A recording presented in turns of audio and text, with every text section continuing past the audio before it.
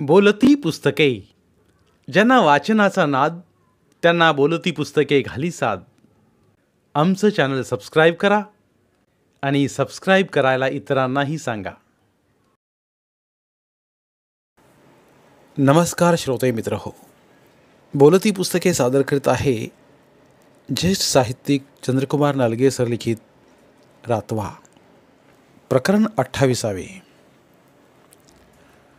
आमच्या शिवत मर्याईचा गाडा आल्याचं कळल्यावर सारे भयभीत झाले. गावात दौंडी दिली, माणसं देवळावर जमली.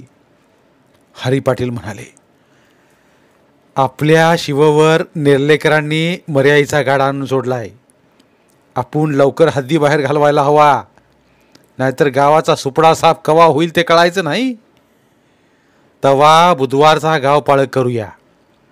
आळस करून चालायचं नाही, अंगाशी येईल. बुधवारचा गाव पाळक ठरला. आमचे केशव मास्तर वर्गात टेबलावर रूळ आपटीत म्हणाले, बुधवारी गाव पाळक आहे, पण आपल्या वर्गाला सुट्टी नाही. मी तास घेणार आहे. यंदाचं 7वीचं वर्ष आहे. कोणी राहिला तर आड्याला टांगीन. त्यांनी जोरानं रूळ टेबलावर आपटला. रागानं साऱ्या वर्गावर डोळे फिरवलं. सारी चिडे चुप्प झाली. तरीही मोकळ्या वेळात गावात मर्याईबद्दल काय चालवलंय ते बघत होतो. हरिपाटलानं ज्याला त्याला सांगायला आळीपाळी पालती घालायला सुरुवात केली होती. म्हणायचे, घरटी नारळ फुटला पाहिजे, कुणी राहायचं नाही घरात, आणि बोंबलायला पोरासनी बी घेऊन यायचं, पोरं उपयोगी पडत्यात. मर्याईचा गाडा म्हणजे काय भानगड असते हे बघण्याची मला भारी उत्सुकता. आपण काय बी करून जायचंच असं ठरवलं. बुधवारचा पाळक उजाडला. सगळा गाव वाजत गाजत नेरल्याच्या शिवकडे चालला. शाळेलाही पाळकाची सुट्टी होती. सगळा गाव जमून मर्याईच्या गाड्याजवळ आला. मी माणसातनं डोंबी देऊन मर्याई बघितली. खेळण्यातल्या गाड्यासारखा हातभर लांबीचा आणि मुंडा हात उंचीचा गाडा होता. त्यात लाकडी बाहुलीसारखी बाहुली बसवली होती. तिला चिंध्या गुंडाळ्या होत्या. डोळं उग्र वाटलं. गाड्याला काकणं बांधली होती. सगळीकडे हळद कुंकुनी गुलाबाची माखण झाली होती. तो हळदी कुंकवानं माखलेला गाडा आणि ती मूर्ती पाहून थोडं चमत्कारिकच वाटलं. पण माझा हिरमोड झाला, कारण माझ्या कल्पनेतलं चित्र वेगळं होतं. मोठा गाडा, मोठी विक्षिप्त जीभ बाहेर काढलेली मर्याई. तिसरीच्या पुस्तकात त्या बकासुराच्या चित्रासारखं काही असेल असं वाटलं होतं. पण हे किरकोळ वाटलं. एवढ्याशा चिटकुल्या काटकुटी एवढ्या बाहुलीला एवढी मोठी माणसं का भितात असं वाटलं. पाटलाने दुरूनच पूजन केलं. नवं चिंदीचं चोळी लुगडं नेसिवलं, काकणं वाहिली, गुलाल उधळला आणि म्हणाले, देवी मर्याईचा गाडा वडा रे, बोंबला. सगळ्यांनी तोंडावर हात घेतल्याने रानभर नुसता गजर झाला. आम्हा पोरांची तर नुसती बोंबलायची चंगळच. धनगरी ढोलांचा गजर, ढोल ताशांचा दंदनाट आणि बोंबलण्याचा घनघनाट कांटाळ्या बसवणारा होता. गाढा शिवाच्या ओढ्यापलीकडं माणगावच्या हद्दीत सोडला. तिथं पूजा केली. घरटी नारळ फोडले. सारी भकलं तिथंच टाकून दिली. पाटील म्हणाले, खोबऱ्याचा योग कण खायचा नाही की खिशात लपवायचा नाही. एकदा गावच्या वाटेला लागलं की मागं वळून बघायचं नाही, नाहीतर गावाला गोत्यात आणशिला. गुरुवाचं शिंग वाजलं. सगळ्यांनी बोंबा मारल्या. गावच्या वाटेला लागले. मागे न बघता घरे गाठली. गावची हुरहुर मिटली, पण माझी हुरहुर वाढली. केशव मास्तरांच्या हातातला रूळ डोळ्यांपुढं गरागरा फिरू लागला. त्यांचं डोळं मर्याईच्या डोळ्यांसारखं दिसू लागलं. दुसऱ्या दिवशी अंगठे धरून वाचण्याची शिक्षा झाली. दिवसभर पाठीचा कणा दुखला. पण मी मर्याईचा घेतलेला अनुभव काही वेगळा होता. माझ्या बहिणीला एका साथीनं हाल हाल करून यातना दिल्या, हिरावून नेली. याचा राग माझ्या मनात होता. म्हणूनच शाळा चुकून मी या गर्दीत सामील झालो होतो. पोट तिडकीनं बोंबलत होतो. जेव्हा मर्याईला शिव पार केलं, गुरुवानं शिंग फुंकलं, माणसाने शेवटची बोंब ठोकली. सारे वळले तेव्हा मी मागेच राहिलो. जवळ पडलेलं 2 दगड उचललं. दातवोट खाऊन ते दगड मर्याईच्या गाड्यावर टाकलं आणि धूम ठोकली. फोड्याच्या साथीची अशी कोणी राक्षसी नसती तर शूर्पणखेसारखं नाक कापून तिचं धिंडवडं काढलं असतं.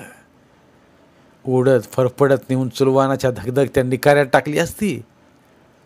माझ्या गोड अक्काताईचा चिमुरडा जीव मारला होता. यावर्षी तालुका शिक्षक संमेलन आमच्या शाळेत घ्यायचं ठरलं होतं. त्यासाठी मनोरंजनाचे कार्यक्रम बसवण्याचं सुरू झालं. गाणी, संवाद, नाटिका बसवायच्या होत्या. गुरुजींनी शाळेच्या वाचनालयात नाटिका मिळतात का ते पाहिलं. मनासारख्या नाटिका नव्हत्या. श्री समर्थ वाचनालयातही आढळल्या नाहीत. अन्यत्र चौकशी केली तरी मिळाल्या नाहीत. शेवटी केशव मास्तरांनी मला बोलावलं आणि म्हणाले, तूच का लिहित नाहीस एखादी नाटिका? लिही, बघूया तरी, लिहून टाक. केशव मास्तरांना मी म्हणालो, मला कसं जमायचं? जमतंय सारं.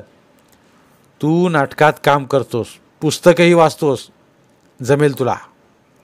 गाडगे महाराजावर किती छान निबंध दिला होतास, लिही. मी थोडा गोंधळलो. कसं लिहायचं समजेना. मी आत्तापर्यंत ग्रंथ वाचले होते. श्री समर्थ वाचनालयातील पुस्तकं वाचताना माझ्या वाचनात आलं होतं की सरोजिनी नायडू यांनी 13व्या वर्षी कविता लिहिल्या होत्या. संत ज्ञानेश्वरांनी 16व्या वर्षी ज्ञानेश्वरी ग्रंथ लिहिला होता. तीही माणसंच होती. मग मला का जमू नये? नाटकातील संवादाचा अनुभव होता मला.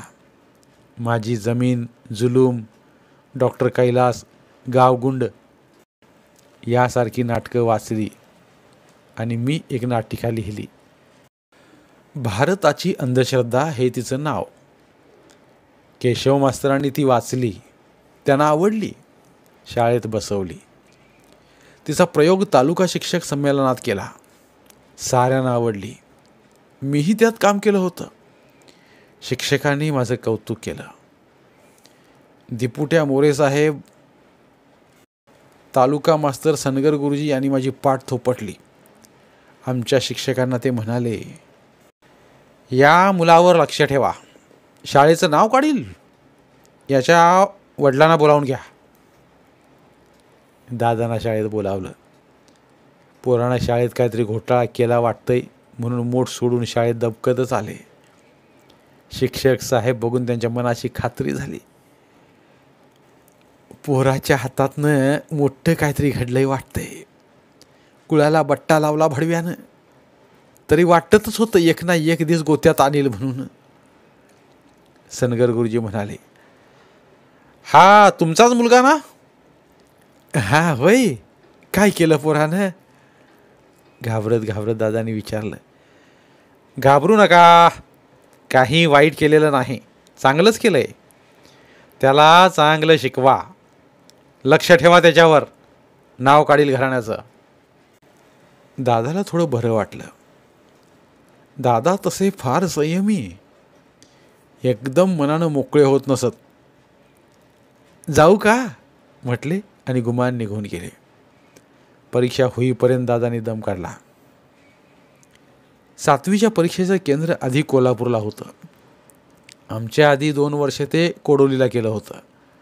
पन्हाळा आणि शाहूवाडी तालुक्यातील शाळांची मुलं या केंद्रावर परीक्षेला बसत. याआधी गाव सोडून मी फारसा बाहेर कुठे गेलो नव्हतो. कोडोली कुठं आहे ते माहीत नव्हतं. परीक्षेला जाण्यापूर्वी बरोबर काय काय घ्यायचं ते गुरुजींनी सांगितलं. गाडी भाड्याचं, खानावळीचं पैसे घ्यायचं होतं. घरात पैसा नव्हता. आईनं 2 कोंबडं घेतलं. बिळाशीच्या बाजारला गेली, ते कोंबडं विकलं, त्याचं पैसे परीक्षेच्या खर्चाला केलं. पायलीभर तांदूळ विकून मला नवं कुडतं घेतलं. पुस्तकं अंथरून पांघरून ठेवायला माळ्यावरची अन्नाची तांबडी ट्रंक मोकळी केली. तांदळाचं लाडू करून दिलं. बांबवड्यापर्यंत 15 मैल ट्रंक डोक्यावर घेऊन चालत आलो. तिथं कोळशावर चालणारी, हांडीलानं चालू होणारी हापटण होती.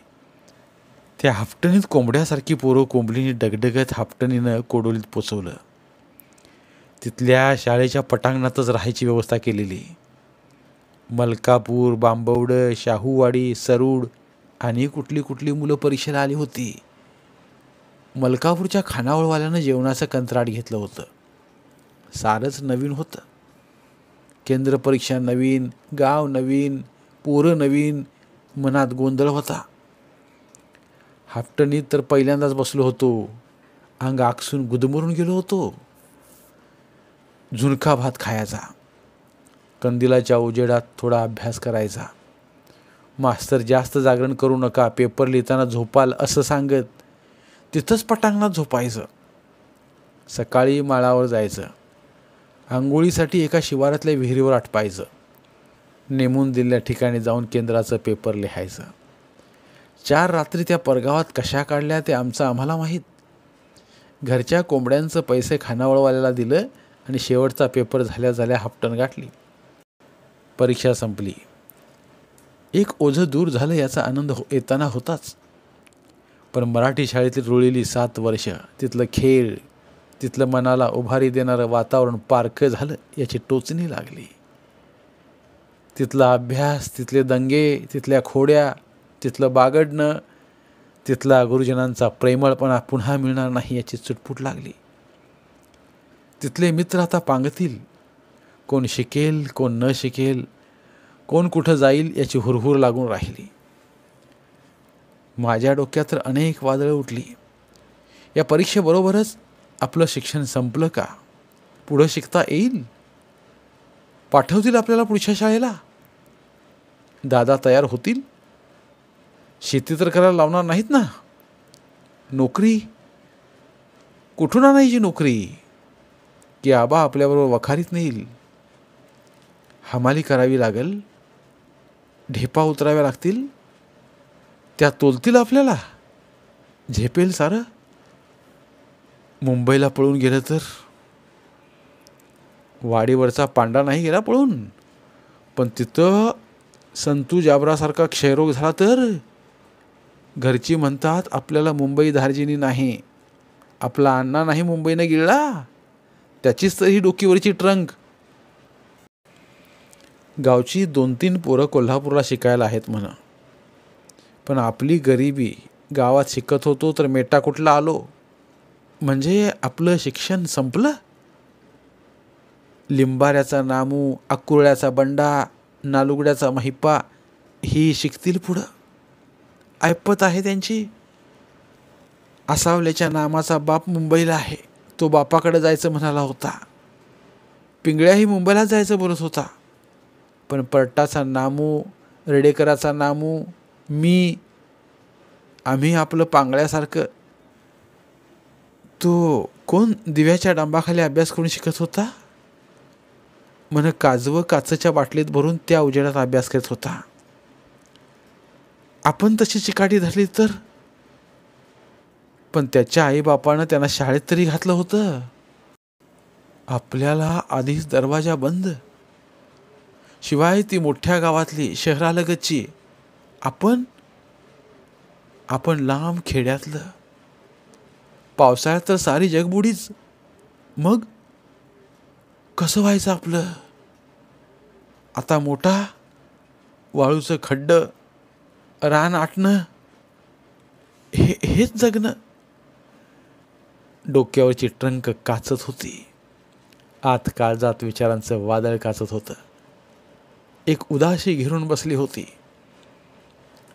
ऐन उन्हाळ्यात रानभर वादळं उठत होती, आभाळाला भिडत होती, पाला पाचोळ्यांची भिंगरी करीत होती. माझ्या मनातली वादळं दम कोंडून टाकीत होती. मला शिकायचं होतं. दादांचा लकडा मागं लागला होता. कुठंतरी नोकरी बघ, कुठंतरी नोकरी बघ. मनात द्वंद्व सुरू होतं. पेटत्या उन्हानं इथून तिथून पडलेला मोकळा शिवार रणरणत होता. उन्हाच्या झळा भाजून काढीत मृगजळाच्या लवलवत्या लाटांनी उजाड रानं अधिकच भकास दिसत होती. शिवारातला झाडोरा मेंढरवाल्याने सवळून टाकला होता. कुठंतरी दिसणाऱ्या बाबळांच्या फांजरी करपल्या गत दिसत होत्या. उन्हाचं माणसाने सावलीला आसरा घेतला होता. मोठा सुटल्या होत्या. मोटकरी मळ्यांच्या दळवाटाला असलेल्या वस्त्यांच्या झापात विसावा घेत होते. कुठं कुठं माणूस दिसत नव्हतं की पाखरू तोंड बाहेर काढीत नव्हतं. अशावेळी दादाने हातात पहार घेतली आणि मला म्हणाले, चल बाद्यातला वापा आटून येऊया. हराळी मांद्याळी वाढली या, लवाळ्यानं सारं रान माखून टाकलंय. दादा म्हणजे कामाचा राक्षस. त्यांना सतत काम हवं असतं. आपण कामातून उसंत घेत नसत आणि बिनकामाचं कोणी बसलं त्यांना आवडत नसे. सकाळपासून मोठ धरीपर्यंत कुठं जमीन आटणं, बांध घालणं, कडा कोपरा उपकरणं अशी कामं करीत. त्यांच्याबरोबर इतरांचीही फरफट होई. त्यांनी यावेळी खंडात मोठंचा वाटा केला होता. डोऱ्यातला ऊस कोल्ह्या कुत्रांनी नासाडी केला म्हणून त्यातलं त्यांचं लक्ष उडालं. खोडवा दुसऱ्याला करायला दिलं. तिथं तात्याला झुपलं. खंडात आप्पा आणि एकजण कुणीतरी असायचं. मी नाही तर वहिनी खंडात राबे. दादानी बाद्याचं रान ही सगळीकडचीच उगा निगा उचलली. दरवर्षी एक आड एक रान आटायचंच हे त्यांचं ठरलेलं असं. बाद्याचं रान दमवी कितीही आटलं तरी कुठनं पाताळातनं हराळी उगवायचीच. लवा डोकावायचाच. चुनखडीनं रान भरून जाई. ती वेचणं, पाट्या भरून ओढ्याला टाकणं हे दरवर्षी काम जादा. पाणी शिपडलं की मेलेलं सैनिक पुराणात उठत, तसं पावसाळा अंगावर घेतला की कुठून कशी चुनकडी अवतरे. सारं रान पांढरं फट होई. पिकाला मार बसे. रामकंटूच्या खंडावारी बाद्यात राबायची पाळी. रान आटलं की जमीन तापती. तन तनकट वाळतं. मुळ्यापासून हळी निघते. जमीन धुतल्या तांदळासारखी गोडवी होते. तिचा कस वाढतो. रात्रीचा थर बदलतो. पीक जोमानं येतं. नुसतं कुळवकाठी करून ही घडत नाही. नुसत्या नांगरटीनंही जमत नाही. जमीन आटली की सोन्यासारखी पिकते हे दादांचं गणित. ते खरंही होतं. पिकं कशी तरारून येत, बक्कळ पिकत. दादा हाडाचे शेतकरी होते. मातीवर त्यांचा जीव होता. बघितलंस का कुठं कामाचं? नाही, मी भीतच म्हणालो. म्हणजे बामनागत नुसते बुकच कवटाळून बसणार बाहेर? अरे त्यांचं पोट भरतं त्यावर, आपलं नाही. नोकरीचं बघ चटकऱ्यानी. हेंगाड मुसक्यावानी वागू नगस. आता पोतूर घुटकून घेतलंय. काय पोटाला काय बिब्बं घालायचं का? काय बाची जहागिरी उचू जायला लागली या? दादानी माझ्याकडे बघत लोखंड उचललं. ढेकूळ काढायला जोरानं हाणलं. त्या सरशी ते लोखंड चुनकडीवरनं उडालं आणि माझ्या हातावर त्याची अनुकुची आदळली. कळ मस्तकात गेली. डोळ्यापुढं अंधारी आली. चिंदल्यातनं रक्त गळायला लागलं. मला दादाचा राग आला. हातातनं वेदना येऊ लागल्या. मनाशी ठरवलं, या यातनातून सुटका हवी असेल तर नोकरीचंच बघायला हवी. दिवस परतला. उन्हं मंदावली. मोटकऱ्यांनी बैलं सोडली. तसं दादाने आटायचं बंद केलं. घाम पुसला. म्हणाले, म्या मोठ धरायला जातोय. तू 2 घास खा आणि शेरडासनी हुमराचं ढाळ काढ. बैलासनी झुंजळ्याचं बाटूक उपटून ठेव. मग पलानीकडे ये. दादाने 2 घास कसं तरी कोलमडलं. आप्पा मोठ सांदवायला सांबाराकडे गेला होता. तो आला. त्याला मोठवणावर मोठ ठेवायला सांगितली. आपण बैल सोडली. मोठ धरायला गेले. मी आकडा घेतला. बाद्यातल्या हुंबाराचं ढाळक पाडायला गेलो. नोकरीचा विचार डोळ्यात खिळत ठोकावत तसा ठसठसत राहिला. धन्यवाद. उर्वरित कादंबरी पुढील भागात. धन्यवाद. बोलती पुस्तके श्रोते मित्रांसाठी मराठी साहित्याचा खजिना फक्त 59 रुपयात. फक्त 59 रुपये माफक फी भरून आमच्या साहित्यरत्न या चॅनलचे सभासद व्हा व भरपूर मराठी ऑडिओ बुक्सचा आस्वाद घ्या.